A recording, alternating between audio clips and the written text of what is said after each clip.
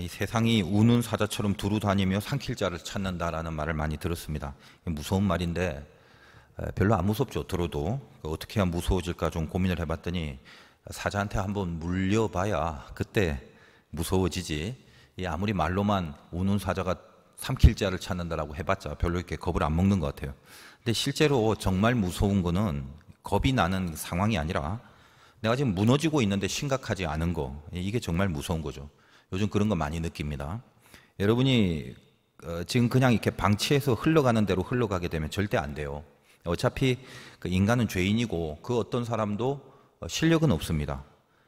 그러니까 마치 비유를 하자면 밑 빠진 독 같은 그런 거거든요. 근데 밑 빠진 독에 물이 채워질 수 있는 유일한 방법이 있는데 계속 들이붓는 거예요. 밑에서 빠져버리는 양, 그 이상을 위에서부터 계속 공급하는 거죠. 마귀가 우는 사자처럼 덤비는 이 시대에 우리의 은혜라는 게 한 번 이렇게 채워졌다고 해서 오래 가는 경우 절대 없습니다. 금방금방 새 나가죠. 그러므로 지금은 더욱더 이런 것들이 빠져나가고 새 나가는 것이 훨씬 심한 시대를 우리가 살고 있습니다. 그러므로 지금 필요한 것은 뭐냐? 이 폭포수 같은 은혜의 공급들이 계속 있어야 되는 것입니다. 삶 속에서 그런 장치를 스스로 마련해야 되고 그런 것들을 계획하지 않으면 그런 긴장과 그런 열심들이 없으면 그 누구 한 명이라도 남아있을 수가 없는 그런 힘든 시대입니다. 지금까지는 밭이라고 하면 한 밭에 이렇게 다 같이 섞여 있었습니다. 알곡도 있고 가라지도 있고. 그러니까 오랫동안 알곡과 가라지가 함께 있다 보니까 지가 알곡인지 가라지인지 스스로 몰라요. 예를 들면 공부 안 하는 학생, 그래도 학교는 계속 다니죠. 똑같은 거예요. 그렇게 늘 같이 학교를 다닙니다. 근데 공부는 안 하고 학교만 다니는 거예요. 근데 공부하는 학생과 공부하지 않는 학생이 똑같이 학교를 다니긴 다니는데 영원히 그렇게 같이 있을 수는 없죠. 시험 치는 날이 오는 겁니다. 그러면 이제 그 시험 치는 날에 진학을 하느냐 진학하지 못하느냐 그게 결정되는 날이 분명히 오게 돼 있습니다. 이제 더 이상 함께 있을 수 없는 그런 때란 말이에요. 바람이 막 불어옵니다. 그러니까 멍하니 있다가 가라지라는 건 원래부터 날아가도록 되어버린 그런 게 가라지입니다. 그러니까 바람이 불면 당연히 가라지는 날아가지만 이 날아가는데 알곡도 이제껏 같이 있었다고 엮어갖고 같이 데리고 날아가면 어쩔 거예요. 그러니까 젊은 세대들이 가라지가 날아가는 걸 이렇게 바라보면서 여기는 있을 곳이 안 된다라고 생각해서 알곡으로 잘 여물어야 될 그런 인생의 기회들을 잃어버리고 같이 지금 막 날아가고 있는 그런 현장이 지금 이 시대 또 이 나라 교회의 모습이 되어가는 그런 몰골을 지금 묵도를 하고 있습니다. 또 요즘 가만 보면 또 기후가 좀 이상하죠. 우리나라가 원래 그런 기후가 아니었는데 요즘은 동남아의 그 스콜 같은 기후가 돼버렸어요. 요즘 이제 막 쏟아지는 폭우를 그걸 경험하지 않습니까? 잠깐 쏟아붓고 끝나버리는 그런 비가 내립니다. 옛날에는 안 그랬어요. 옛날에는 비가 오면 잔잔하게 오랫동안 비가 왔는데 지금은 그냥 한 번에 쏟아붓고 끝나버리고 그래요. 며칠 전에도 하여간 막 겁나게 내리는 비를 경험했었는데 자, 먹구름이 이렇게 위에 있으면 그 밑에서는 용을 쏘도 쏟아지는 폭우를 피할 수 없습니다. 독수리는 태풍이 오면 그 비상을 하게 되죠. 더 높이 올라가 버리는 거예요. 먹구름 위로 날아 올라가 버리는 거, 그 방법 외에는 먹구름 밑에 있는 동안은 이 비를 피할 수 있는 방법은 없다는 거예요.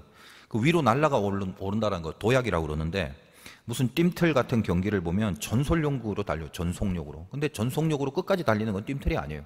왜 전속력으로 뛰느냐 하면 막 달려와서 그 디딤대를 밟고 뛰어오르는 거예요. 그걸 도약이라고 한단 말이에요.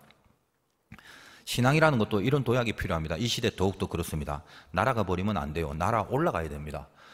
그런 의미에서 하나님이 이렇게 주시하고 있는 그런 존재들, 그런 나라들이 있어요. 근데 하나님이 주시하는 건 동시에 마귀도 같이 주시하고 있다는 것입니다. 하나님이 주시하는 사람, 그 좋은 사람이겠죠. 근데 그 좋은 사람을 하나님이 주시하고 있기 때문에 마귀도 주시한다는 걸 알아야 돼요. 왜 그렇습니까? 잡아먹어야 되기 때문에 그래요. 마귀는 자기 편 안 건드리죠. 하나님의 사람을 뺏어오는 게 마귀의 사명 아닙니까? 그래서 지금은 어떤 시대냐? 아까 우는 사자처럼 신앙으로 끝내 살아남으려고 하는 이런 알곡들이 되려는 사람들에게 마귀는 거의 지금 융단 폭격을 지금 쏟아붓고 있는 그런 시대라는 걸 이렇게 민감하게 느낄 수 있어야 돼요. 우리나라는 하나님이 참 주시하고 주목하고 있는 나라입니다. 기대를 많이 하고요. 세계의 그 50개의 대형 교회의 그 클래스 랭킹 중에 50개 중에 23개가 이 조그만 우리나라에 있어요. 대단한 거죠. 그러니 마귀가 우리나라를 놓고 싸움을 걸 수밖에 없지 않습니까? 그럼에도 불구하고 또 OECD 국가 중에 자살률은 1위라는 거 잘 알고 있죠. 지금 하루에 40명이 자살로 죽어가고 있습니다. 어찌 보면 참 황당하죠. 코로나 걱정할 게 아니에요. 참 이상하죠. 그러니까 자살로 죽는 사람이 하루에 40명인데 뭐 그것 때문에 비상대책이라든지 무슨 행정조치라든지 무슨 뭐 사회적 뭐 두기 뭐 이런 거 없어요. 그러니까 이게 지금 얼마나 영적인 차원인가를 알아야 된다는 거예요. 우리가 이제 해석을 좀 할 수 있어야 돼요. 세상 사람들은 지금 제가 말씀드린 이런 해석을 이제 안 하죠. 안 하는 게 이해가 됩니다. 세상은 세상이니까. 그래서 지금 이제 말씀드리는 세상을 이렇게 해석해야 된다라고 세상 앞에서 주장할 수도 없고 주장할 필요도 없어요. 영적인 해석이라는 건 어차피 믿음 안에서만 소통이 되는 거기 때문에 그렇습니다. 이 영적 해석은 세상을 향한 객관적 어떤 증명이 되는 게 아니지 않습니까? 그럼 영적 해석이 뭐냐? 지금 이런 기독교 종주국인 이 나라를 마귀가 아주 집중적으로 노리고 있다는 사실이에요. 그러니까 어떻게 보면 이 지구본에서 저 유럽의 기독교 국가라든지 미국이라든지 이런 나라보다도 마귀는 한국을 노리고 있다는 거예요. 그리고 그 중에서도 무슨 한국의 정부나 어떤 기관들이 아닌 한국 교회를 노리고 있고 그거를 우는 사자처럼 삼키려고 하는 것입니다. 이런 해석은 믿음을 갖고 있는 믿음의 해석입니다. 그렇다면 또 교회 안에서 누굴 노리느냐? 목사, 장로, 뭐 지도자들 노리고 있어요. 막 넘어지고 막 쓰러지게 하는 겁니다. 요즘 이렇게 드러나는 이런 무슨 사건과 이런 것도 보면 여실한 게 느낄 수 있죠. 그러므로 이제 우리가 알아야 될 게 뭐냐? 요즘에 일어나는 이 교회 타락, 무슨 성직자들의 부패와 제약들, 너무 충격받을 필요는 없다는 것입니다. 충격이지만 너무 충격받지 마세요. 마귀는 이 직분자들, 지도자들을 먼저 이렇게 쳐야 하는 거예요. 먼저 그걸 공격합니다.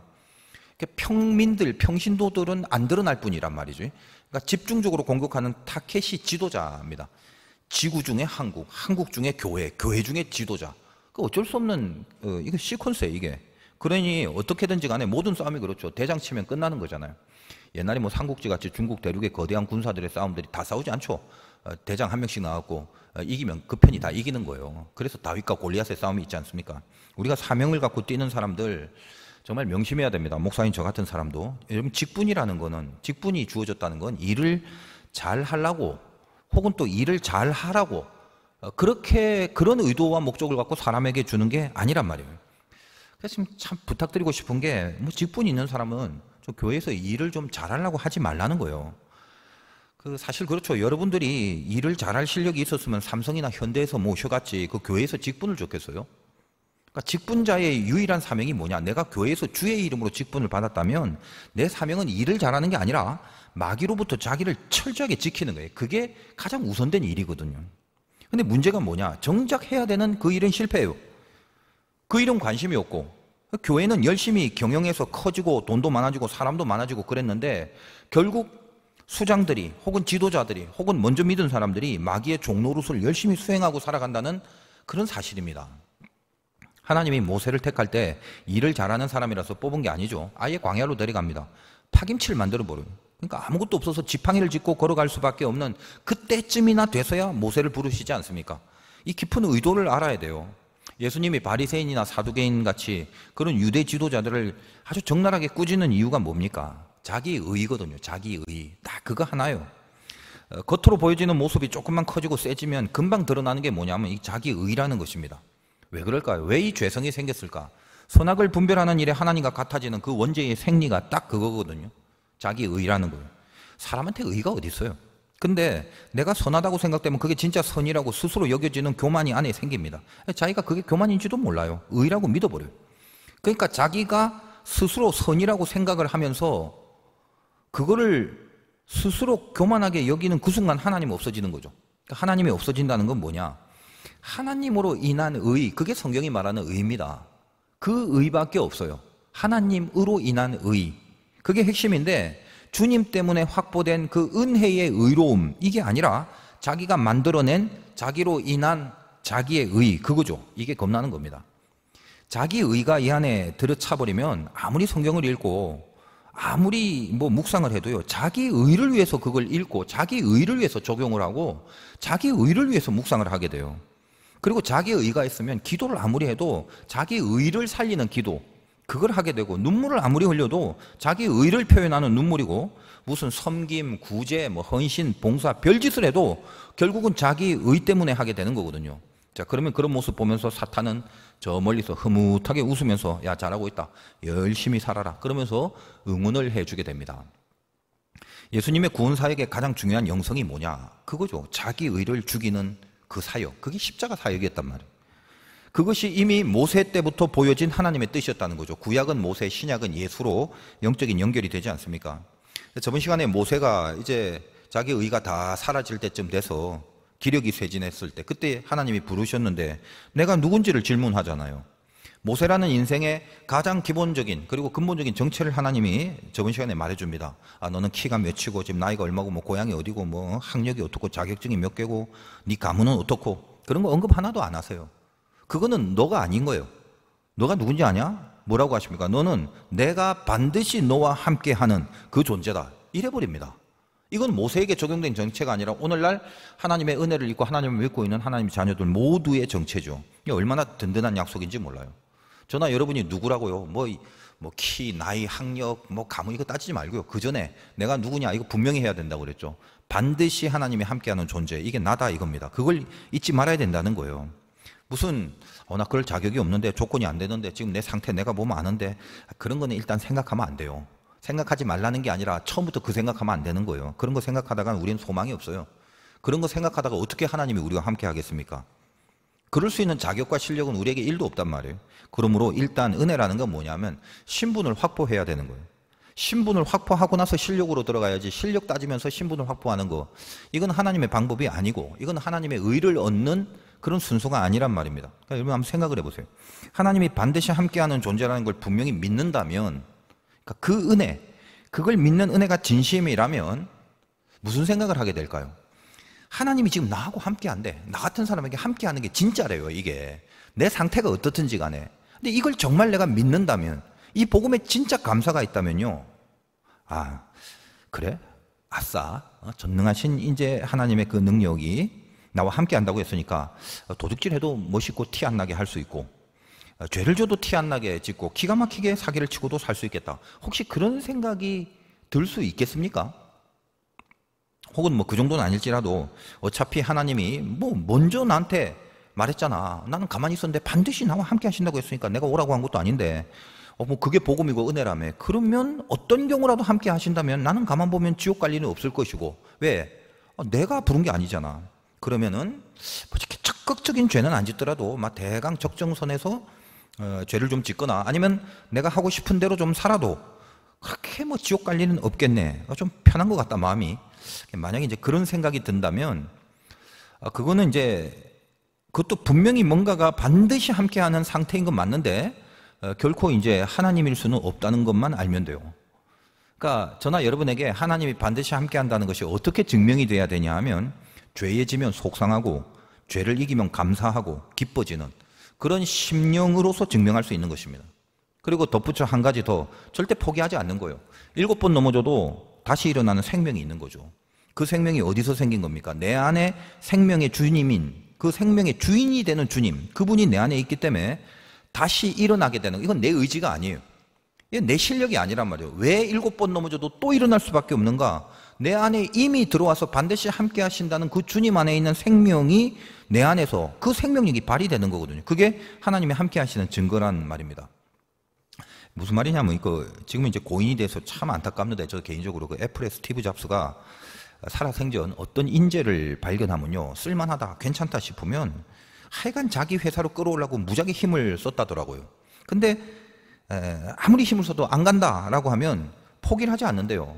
어떻게든 반드시 그 인재를 자기 회사로 끌어온대요. 이거 무슨 방법으로 안 간다는 사람을 데리고 오냐고요?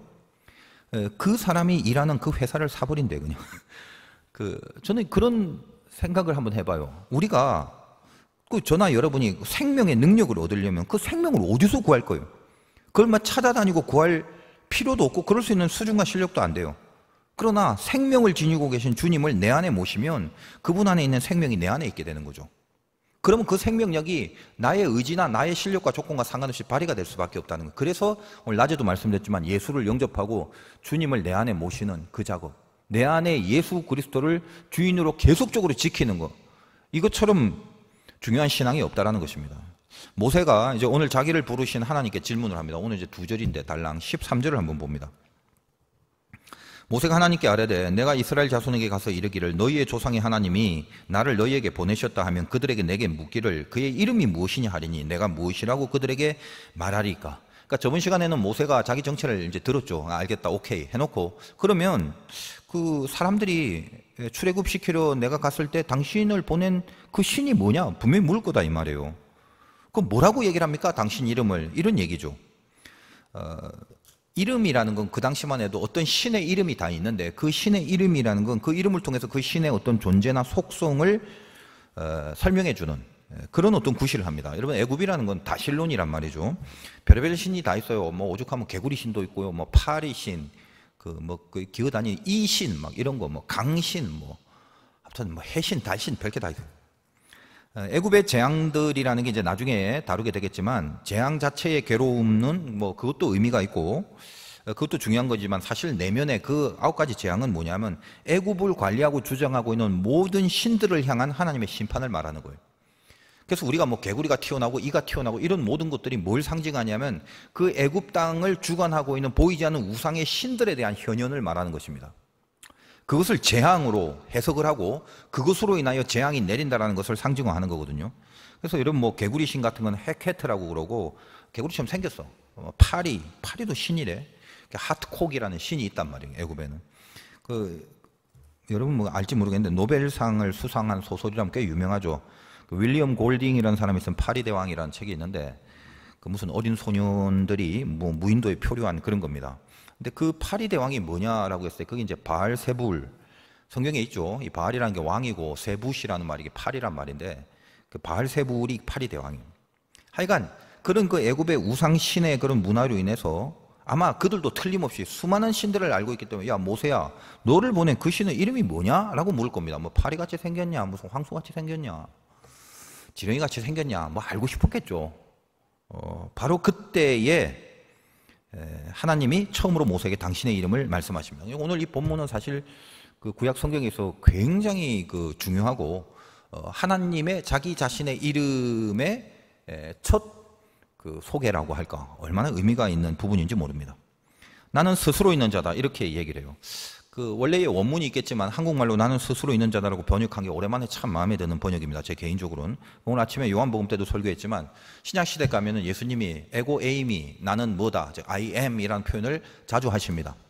그 말의 근거가 사실은 구약에 있는 그 하나님이 나는 스스로 있는 자다라는 요 어떤 영적 원리에서부터 이렇게 연결되는 건데, 나는 스스로 있는 자라는 이 번역의 원래 그 히브리식 표현이 에흐예, 아쉐르, 에흐예 그렇습니다.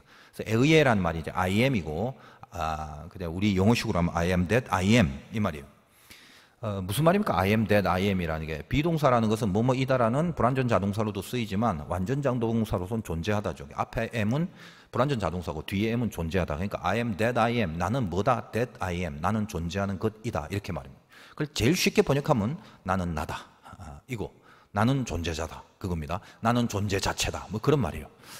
뭐 쉬운 듯하지만 어려운 듯하지만 명쾌하기도 하고 좀 멋진 표현이죠. 근데 그렇게 말할 수밖에 없는 하나님의 심정, 이거를 우리가 이해를 할 수 있어야 됩니다. 보통 이제 여러 가지 뭐 창고 문헌이나 주석서를 보면 I am that I am이라든지 무슨 히브리식 번역이라든지 뭐 이런 거에 대한 설명은 많은데, 왜 하나님의 이름이 하필 그렇게 모세에게 소개되었는가에 대해서 가장 귀중한 의미를 발견할 수 있는 부분은 없죠. 제가 이제 묵상을 해보니까 저에겐 큰 은혜가 된 부분이 그겁니다. 왜 자기 자신을 에흐예, 아쉐르, 에흐예, 나는 스스로 존재하는 자다라고 얘기를 했는가? 일단 약간의 우리 상식을 할 때 우리는 구약의 하나님을 보통 여호와라고 그러고, 이제 그것을 이제 다른 성경에 보면 야훼 뭐 이렇게 표현합니다. 긴 설명은 빼고, 이 히브리 말은 원래는 모음이 없어요. 자음으로 됐기 때문에 그 희한하게 자음만 되는데 어떻게 그렇게 읽는지 모르겠네. 그래서 보통 구약의 성경의 히브리 말은 지금 이제 죽은 사어가 됐습니다만 이렇게 구전으로 많이 이렇게 알려지는 내용들이 많습니다. 그 야훼라고 하면은 테트라크라바톤, 우리 테트리스 뭐 이렇게 할 때 쓰는 그 테트라크라바톤이 신성한 네 글자라고 그러는데, 그러니까 이 야훼라는 말이 요드, 해, 와우, 해 이 네 글자로 이루어졌어요. 그러니까 해라는 것이 이제 같은 게 두 개가 있고, 요드, 해, 와우, 해 그 말이에요. 근데 그 글자가 이제 딱 네 글자가 나오면 이게 하나님이다라는 건 알아요.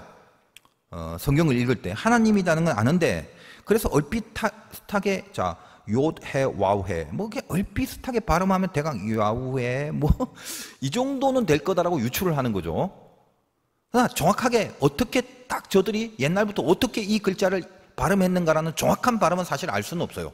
대강 유추해 봤을 때 글자 자음의 성격이나 뭐 대강 그래서 막 야훼 이렇게 정도는 읽었을 거다라고 유추를 하는 거죠.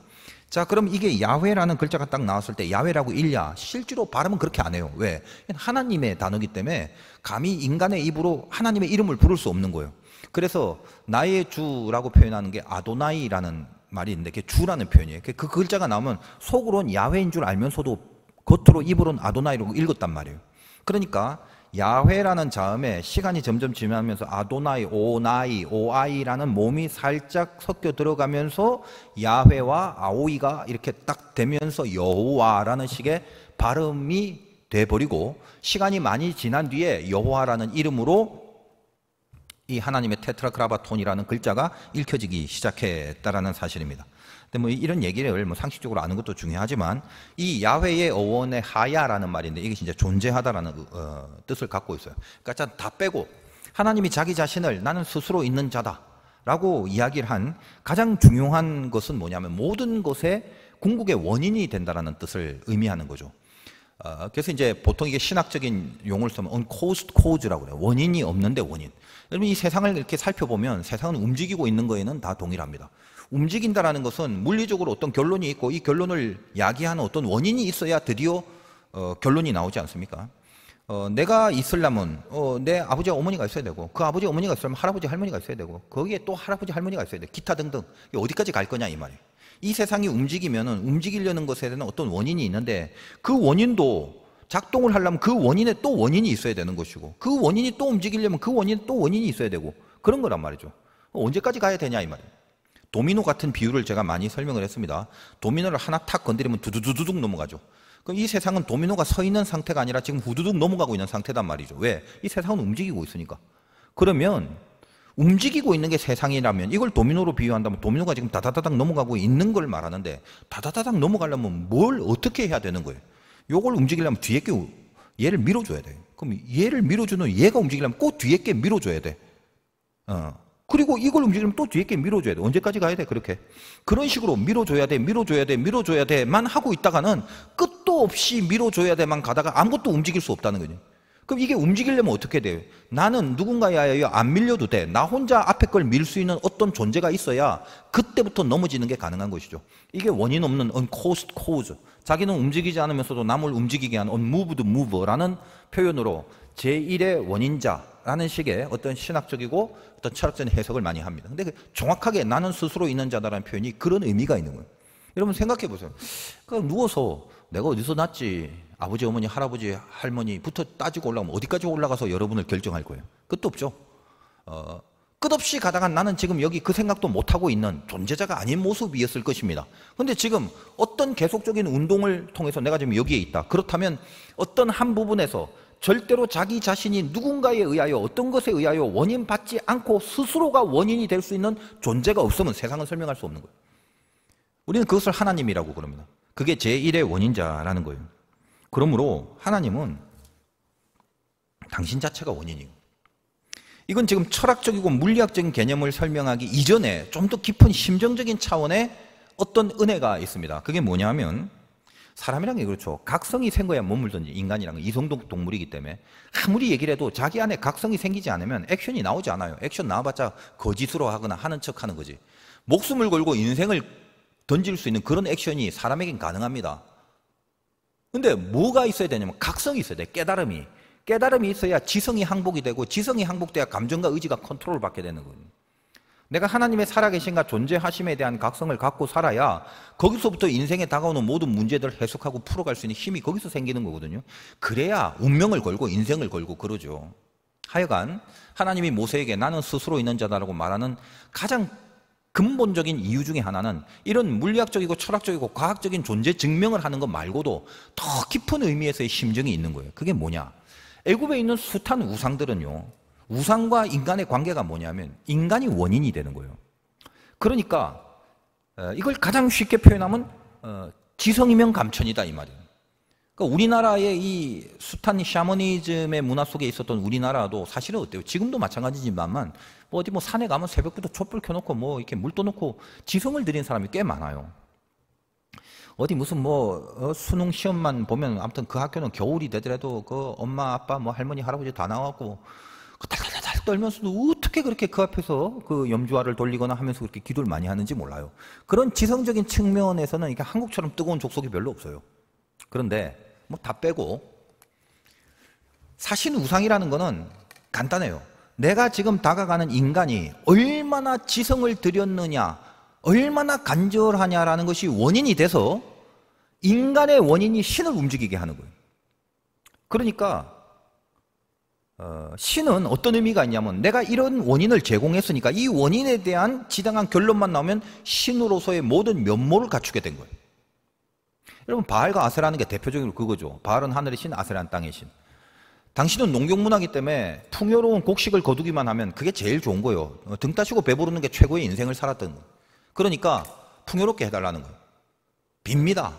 뭐 오만 음행과 오만 음란하고 정말 이 상식에 어긋나는 그런 죄의식을 통해서라도 바알은 위에서 비를 내려주면 되는 거예요. 왜? 그것을 원인으로 한 간절함이 밑에 있었기 때문에 그렇습니다. 아세라는 그 비를 받아서 풍요롭게 곡식을 잘 열매를 맺게끔 해주면 된다는 거예요. 그 행동에 어떤 선이나 의나 이런 거 필요 없어요. 인간이 갖고 있는 욕심과 욕망이 투영되고 그것이 원인이 될 때 거기에 응당하는 결론이 나오면 그게 그들에게 있어서는 신입니다. 이런 신들을 뭐라고 하냐면 우상이라고 하는 거예요. 애굽에 있는 그 숱한 우상들 앞에 모세가 나는 스스로 있는 자다라는 이름을 갖고 들어갑니다. 그 말은 뭐죠? 하나님이 원인이다. 나 하나님은 저 사신 우상들과 다르다. 내가 원인이 되기 때문에 결론이 너희들에게, 나의 원인이 너희들에게 들어가는 것이 그것이 하나님이다라는 거예요. 여러분, 인생에서 내가 아무리 지성을 들인들 우리가 우리를 어떻게 믿을 수 있습니까?